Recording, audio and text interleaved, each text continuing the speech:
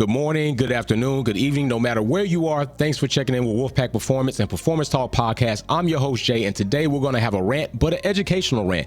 Today we're going to talk about a little bit of things that you need to have, or teams need to have, when they're going in season to season competing in the Formula One series. You're going to find out that not every team is responsible for the same amount of fees for the constructor and or drivers to compete in that season.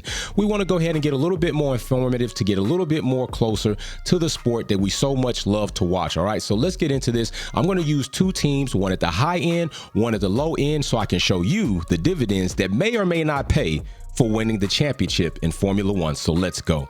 We're going to use Red Bull Racing and Williams Racing. All right, a team that came in last in constructor championship points in 2022, and a team in Red Bull Racing that definitely came in first, also winning the championship World Constructor and Driver Championships. So what is Red Bull Racing and Williams Racing responsible to pay in order for their team and their drivers to compete in the following season?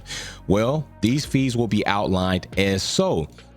There is a fee called the base fee. Now, the base fee is a fee that stays the same throughout every team, no matter what those conditions are. If you're racing in Formula One and you're a constructor entering to race in Formula One, you will have to pay the base fee of $617,687, okay? Or $617,687, all right? That's a fee that every team is going to have to pay. That's not going to change. This is where things start getting a little funny. Per points fee, this is a fee that will be paid for each individual point that a constructor earns in a race season before going into the next season. Now, if you notice, Red Bull Racing's per points fee is red, while the green indicates on this slide and in my videos everything that remains the same throughout the drivers and constructors. You'll notice that that per points fee is $7,411 for the responsibility of Red Bull for their per points fee, while per points fee for Williams Racing is only $6,174, and that's just not Williams Racing. That is every other team, the other 9 teams that did not win the championship, and we know there can only be one. Here's where things start to really heighten. In 2022, Red Bull Racing collected 759 points, while Williams Racing only collected 8. That's not sad, is it? I don't think that's sad. Is that really sad? Do you think that's sad? I mean, Williams, but they're doing better this season, so maybe it gets better, maybe it doesn't. But either way it goes, it might pay not to win, but it doesn't look as good. So that's going to bring Red Bull Racing to a total of $6,242,636 that they have to pay in order for, as a constructor, to enter into the next competition season, while Williams Racing gets away with paying $667,079. Also, keep in mind, in the previous season, you had 2 other drivers that help aid in giving Williams constructor points that do have to be paid for: Crash Tiffy and Nick DeVries. So while Williams does not have to pay the drivers' fees for those additional drivers, they do have to pay for the points collected in that championship season. $667,079 compared to Red Bull's millions. So yeah, it's expensive to race, but even more expensive if you're winning. But the fees don't stop there. That's only one category of the total fees that will be due in order for each team to compete in the following season. So what other fees are there, Wolfpack? Well, let me tell you. There are going to be fees per driver on your team. So it might pay. Well, you don't have a choice. You need 2 drivers, and then you have a reserve driver. But since these 2 drivers are collecting points, we'll get into that. Now, we're not going to get into the nuances if you have multiple drivers and are signed on contract. That can get hairy. We're going to stick to some of these fundamentals, because the point of this video is just to kind of show you or give you a little insight on how these fees work and what they're based on. So each driver is going to have to pay a fee for each team. So we're going to use Max Verstappen, Sergio Perez, Alex Albon, and because Logan Sargent is new to the team in 2023, we're going to have a little bit difference when it comes to the fees that are due for Williams to pay for him. Okay, so the first amount where we're going to get to is the base fee. Now, the base fee here is the same as it is in constructors. It's a fee that stays the same throughout every driver on the grid. It doesn't change no matter what your points or your championship standing is. That amount is going to be owed is $16,236 for each driver from each team. It will not change. The next fee is the per points fee.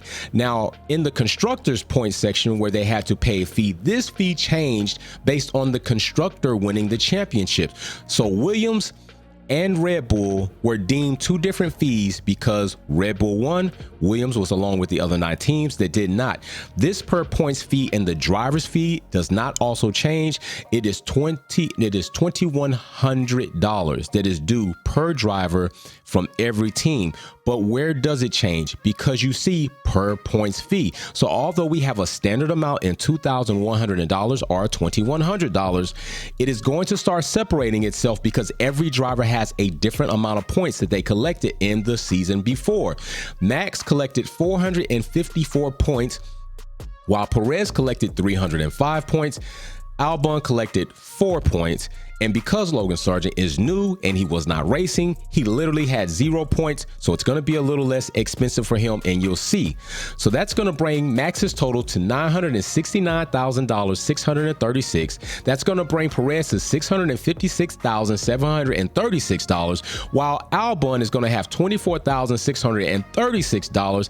And Logan Sargent is going to have $16,236, which is not changing from the base fee because he did not collect points. And in this point, multiplication does not work the same because we're talking about finances, or else that would be 0, because anything times 0 is 0. But we're talking about money and by his points. So per point, no points, he gets away and Williams gets away with cheaper. So what does that do overall for Williams as a team? Williams and Red Bull as a team, I'm going to show you what they're responsible for and how much they want to pay. How much do you think that's going to be? How much money do you think that's going to equate up to? And when you see it, you're going to realize it costs more to win, not only in the season as far as development, but each season to season in order to compete. All right. So let's look at these total amounts. The total amount for Red Bull Racing is going to come to about, because some things are not privy to our knowledge, so we're trying to make some guesstimations as far as inflation and whatnot. It's going to come to $7,869,008 that Red Bull Racing will have to pay for their constructor and for each driver on a team, which is 3 different categories where fees are due, while Williams is only going to be responsible to pay $707,951 to compete in the following season of a Formula One series. That's a big difference. That's a big difference. That's a lot of guap, and that's a lot of money out your pocket. But there's another question that you might be concerned of, and I thought about adding it because we just came out of a cost cap debacle, and it's interesting to know a little fun fact. So all of these fees, driver fees, constructor fees, does that count against the cost cap? Well, there's a section in the regulations, which is Article 3, and it outlines exclusions, and exclusions are fees or monetary values that actually do not count against the cost cap. And in this following section, the amounts that you will see here are those amounts outlined in exclusions. So payable to the FIA by an F1 team in relation to its entry to and participation in the championship taking place in an applicable reporting period. So that would mean that an F1 team, the constructor, does not have to pay, or it does have to pay, but the money does not go towards or against their cost cap. The other one, double I, is payable to the FIA by an F1 team in relation to the FIA super license. So the super license fees do not count against the cost cap. This is an exclusion. Triple I says payable to the commercial rights holder to the championship by an F1 team pursuant to its acceptance as a signatory to a contract with a commercial rights holder. These are also fees or monetary values that are excluded for counting against the cost cap. So I don't know if I blew your cap off or not, but now at least you have a little bit more knowledge if you didn't know already. And perhaps if you know a little bit more than I know of what I've shared, please get below down in the comment section, type away, share away, learn away. Learning is caring, and we all learn something new every day. So guess what? I'm Jay, Wolfpack Performance Talk. That's our learning for the day. I'm out. Peace. Thanks for watching another episode of Wolfpack Performance. Don't forget to check out some of my other content on Formula One and motorsports topics. Like, share, subscribe, and we go live on the weekends. See you soon.